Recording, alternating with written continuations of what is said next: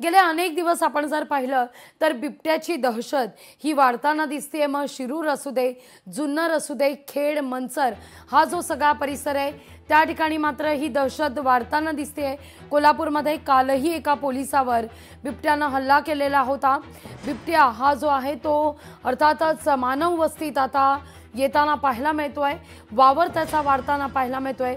कालही ही घटना अवघ्या महाराष्ट्रानं पाहिली आणि त्यानंतर अर्थातच या बिबट्याला जेरबंद करण्यात यश आलं। पण असं असताना बिबट्याची संख्या एकीकडे वाढत असली तरी दुसरीकडे अर्थातच नागरिक जीव मुठीत घेऊन वावरताना दिसतायत आणि यातच एआयचा वापर मात्र वाढताना दिसतोय। पटेरी वाघ एआयच्या मदतीनं तयार करण्यात आलाय। वन विभागानं या सगळ्या प्रकरणी एका तरुणाला सुद्धा अटक केली आहे। तर अर्थात या सगळ्या प्रकरणी कुठेही एआयचा वापर करून अफवा पसरवू नका, एआयचा वापर करून प्राणी आणि मानव संघर्ष अधिक गडद करू नका अशी विनंती खासदार अमोल कोल्हे यांनी देखील केलेली आहे। कळकळीची विनंती आहे ही तमाम महाराष्ट्राला तरुणांना करण्यात येते। या सगळ्याविषयी बोलण्याकरता स्वतः अमोल कोल्हे आपल्यासोबत जोडले गेलेले आहेत। नमस्कार, स्वागत आहे तुमचं लोकशाही मराठीमध्ये। मुद्दा फार महत्त्वाचा आहे। गेले अनेक दिवस बिबट्याची दहशत ही वाढताना दिसतेय। एकूणच या सगळ्या घडामोडीनंतर, या सगळ्या हल्ल्यानंतर प्रश्न उपस्थित होतोय, जशी वाघांची गणना केली जाते तशी आता बिबट्यांची गणना होणार का? त्याच पाठोपाठ मुद्दा उपस्थित आहे तो अर्थातच नसबंदीचा। यामध्ये रघुवीजी 4 महत्वाचे मुद्दे आहेत। बिबट मानव संघर्ष हा जो सतत वाढत चाललाय, एकटा जुन्नर वन विभाग बघितला तर जवळपास 2000 बिबटे या अवघ्या 4 तालुक्यांमध्ये, जुन्नर, आंबेगाव, खेड, शिरूर या 4 तालुक्यांमध्ये 2000 पेक्षा जास्त बिबटे आहेत। आतापर्यंत 57 लोकांचा यामध्ये बळी गेलेला आहे। आणि त्यामुळे काल परवा जेव्हा ही घटना समोर आली की एआयच्या माध्यमातून एक पट्टेरी वाघ तयार करण्यात आला, तेव्हा या परिसरात पूर्ण एक घबराट पसरली। एखाद्या व्यक्तीच्या केवळ करमणुकीसाठी जेव्हा अशी गोष्ट केली जाते तेव्हा या प्रश्नाचं गांभीर्य नसणं हे अत्यंत दुर्दैवी आहे।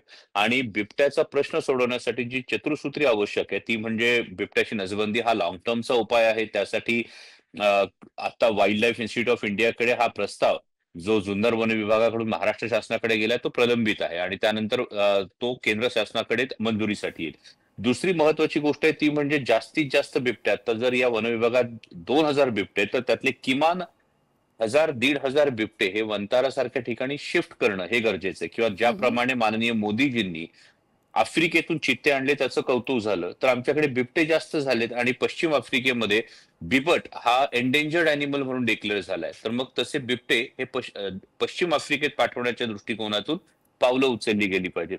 पुढची महत्वाची गोष्ट आहे, बिबट्याचा जो नैसर्गिक अधिवास आहे, जी गवताळ कुरणं आहेत, ही फॉरेस्टच्या जागांमध्ये ही गवताळ कुरणं तयार करून ते कंट्रोल्ड एन्व्हायरमेंटमध्ये तिथे जास्तीत जास्त बिबटे सोडायला हवेत। आणि सगळ्यात महत्वाची गोष्ट आहे की हा बिबट त्याच्या नैसर्गिक अधिवासात राहत नाही। म्हणजे 1972चा जो वन्यजीव कायदा होता, हा वन्यजीव कायदा एका वेगळ्या पार्श्वभूमीवर करण्यात आला होता। पण केवळ आज बिबट नाही, त्यामध्ये रानडुक्कर असेल, नीलगाय असेल, या सगळ्या गोष्टींचा जो शेतकऱ्यांना उपद्रव आहे हा प्रचंड मोठ्या प्रमाणावर वाढलेला आहे।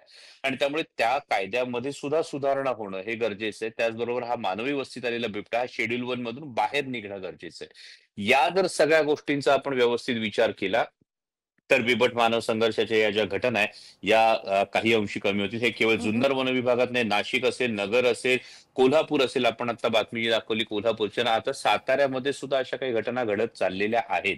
त्यामुळे यावर वेळीच उपचार हे आपल्याला करावे लागतील। निश्चित खासदार म्हणून लवकरच तुम्ही या सगळ्या मुद्द्यावर आवाज उठवणार आहात संसदेमध्ये, या सगळ्याविषयी मुद्दा उपस्थित केला जाईल।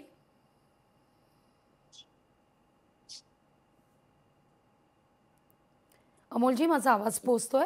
शेवटचं वाक्य नाही ऐकलं। अगदी लवकरच या सगळ्या मुद्द्यावर संसदेमध्ये तुम्ही आवाज उठवाल। लवकरात लवकर हा सगळा मुद्दा तडीस जाण्याच्या दृष्टीनं गंभीर पावलं उचलणं हे नितांत गरजेचं आहे। कारण आता दहशत वाढत चाललेली आहे। ज्या बिचाऱ्या ऊस कामगार महिला आहेत त्या अक्षरशः गळ्याला पट्टा लावून या ठिकाणी जीव मुठीत घालून काम करताना दिसत आहेत। पोटापाण्याकरता हे करावं लागतंय। होय, नक्कीच राज्यानं सुद्धा यामध्ये, केरळने ज्या पद्धतीने राज्य आपत्ती घोषित केली, केरळमध्ये फार मोठ्या प्रमाणावर हत्ती आणि मानव संघर्ष होता। केरळ सारख्या छोट्याशा राज्याने एक राज्य आपत्ती घोषित करून यावर एक ठोस तोडगा, ठोस कृती आराखडा तयार केला। त्या पद्धतीनं बिबट मानव संघर्षाच्या बाबतीत महाराष्ट्रानं सुद्धा राज्य आपत्ती घोषित करून ठोस कृती आराखडा तयार करणं गरजेचं आहे. निश्चित निश्चित. खूप खूप धन्यवाद आमच्याशी संवाद साधला त्याबद्दल. लोकशाही मराठी ऐका, पहा, जागरूक रहा.